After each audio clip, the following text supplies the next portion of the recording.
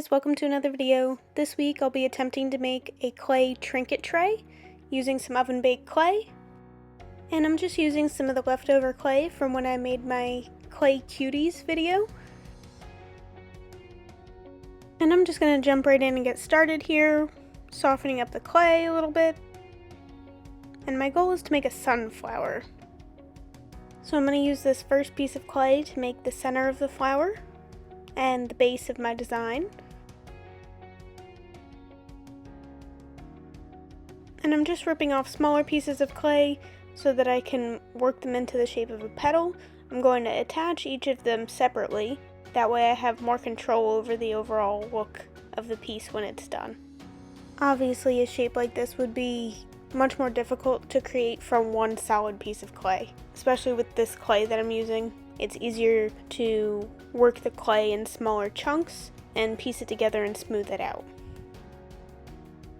This piece did have a lot of seams, but I wanted to make sure it was a nice smooth piece when I was done, so I really did take the time to smooth out each and every crease. And the more time you take to smooth out the clay before it goes into the oven, the less time you're going to spend potentially sanding it down once it's been baked. And even then, you shouldn't be relying on sanding to take out large creases and seams in the clay. And when smoothing out the clay, it's good to go against the direction of the seam. So wherever the split is, you're going across it and not with the line. That way the clay fills in that space instead of making it thinner and more likely to fall apart. And once the clay has been thoroughly smoothed out, I'm just making a shallow dish out of the sunflower. That way it can be used as a trinket tray. And I'm not using any support or anything with this. This clay was actually able to hold up pretty well because I didn't go too thick with the clay itself. I believe I baked it for somewhere around 20 to 30 minutes.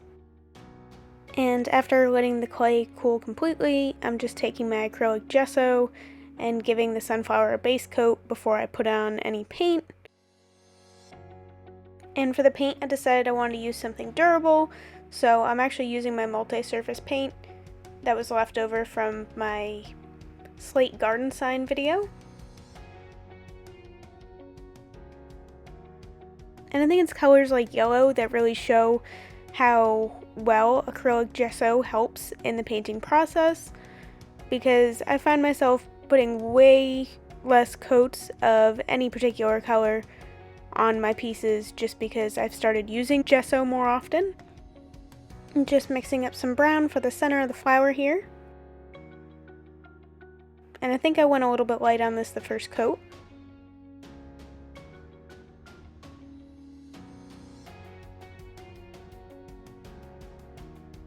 And for the flower, I want to give it some depth, so I am just going over it with a little bit of orange, just to make it a little bit darker.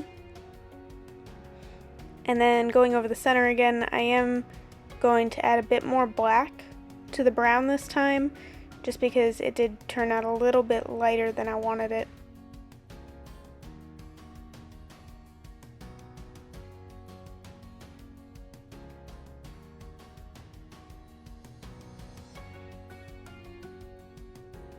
And once the paint is dry, I just want to go over this with a coat of my all-purpose sealer.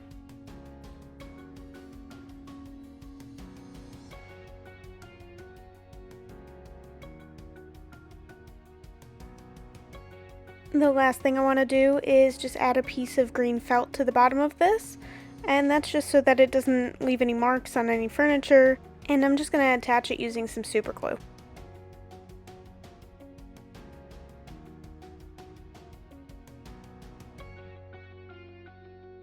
And that pretty much brings me to the end of this video.